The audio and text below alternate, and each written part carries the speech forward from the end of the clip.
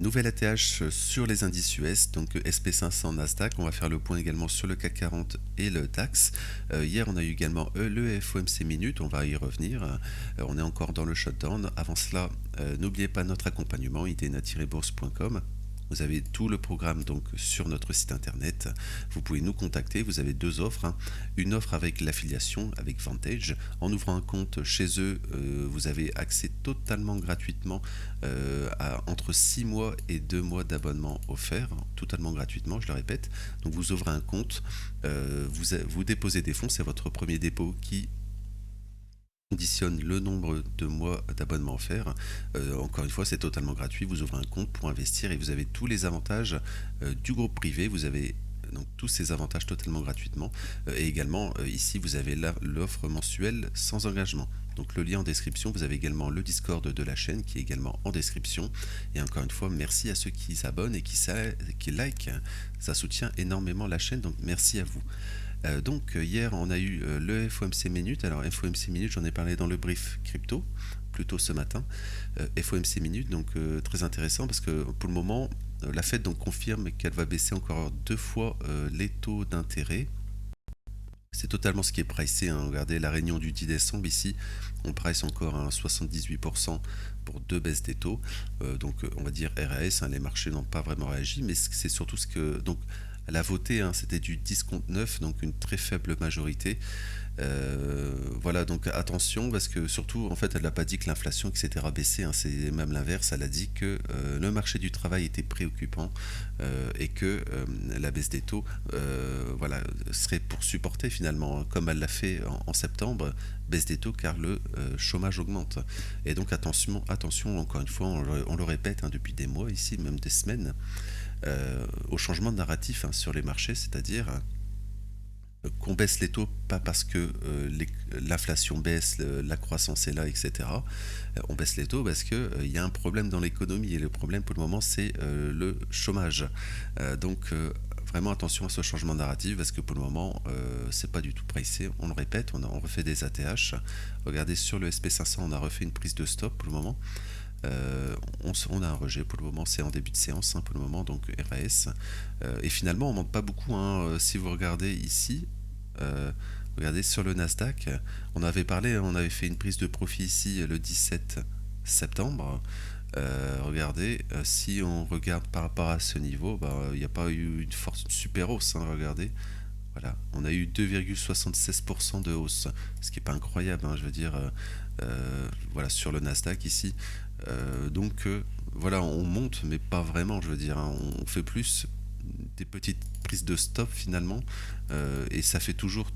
On a dans les news échos, enfin dans les journaux, etc. On va dire, on a nouvelle ATH tous les jours, mais finalement ça monte pas vraiment, hein, sur les indices.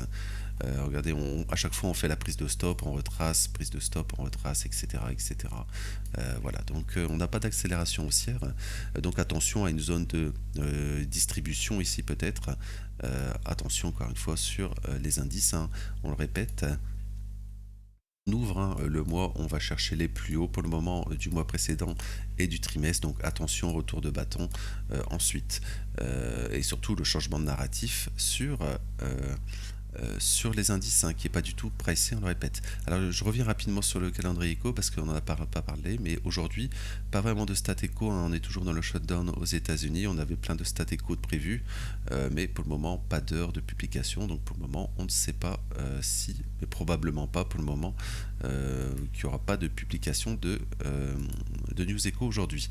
Voilà, donc pour le moment, on ouvre, hein, ici, on va au sud.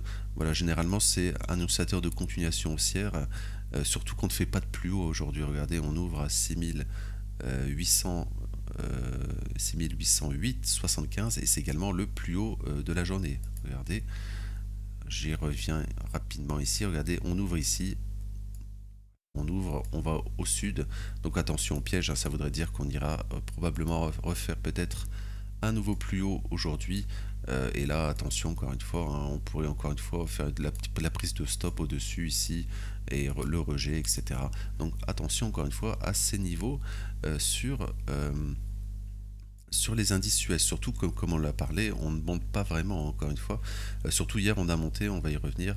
Mais sur le Nasdaq, c'est exactement la même chose, hein, 25 379. On fait zéro plus haut, on ouvre, on va au sud. Voilà, fair value gap ici, pourquoi pas. On pourrait faire la continuation haussière. C'est surtout hier, finalement, on a eu aussi un Nvidia. On a eu donc le patron d'Nvidia qui était très positif sur l'IA, mais qu'il fallait faire attention. On en a parlé dans le brief macro justement, où c'était dimanche, que attention, il parlait de la Chine, hein, qui serait vraiment très proche, hein, de l'IA des États-Unis. Donc voilà, les États-Unis n'auraient pas une super avance, hein, par rapport à la Chine. Et on se souvient, la Chine, la dernière fois qu'ils ont sorti un truc, c'était DeepSeek, et c'était avec des puces beaucoup moins chères, etc., des coûts beaucoup moins chers que ce que fait les États-Unis en matière d'IA. Donc attention, hein, au Black Swan, ce genre de choses sur l'IA. Surtout qu'on enchaîne les plus hauts avec l'IA, hein. Regardez, Nvidia continue les plus hauts.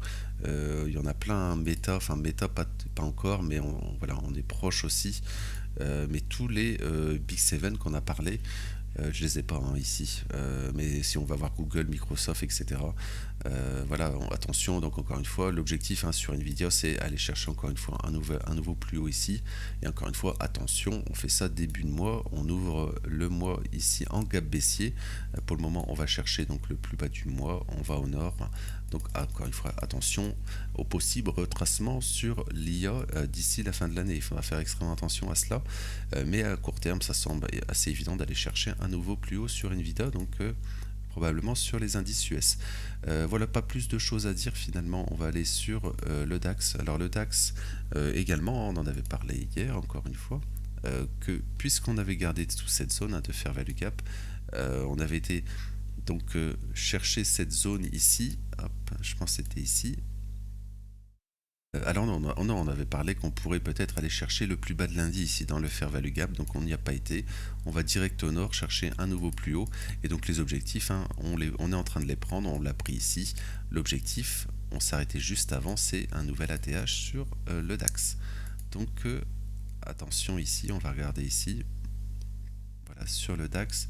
Donc on s'arrête, hein, juste avant, il me semble, un plus haut à 24 748. Oui, on a déjà pris l'ATH, hein, sur le DAX ici, même ce matin. Voilà, on nouvelle ATH sur le DAX, donc on a pris tous les stops ici. Voilà, toute cette zone a été prise. Donc là, on part au nord. Donc ensuite, hein, il faudra observer en cas de rejet, surtout avec les indices US.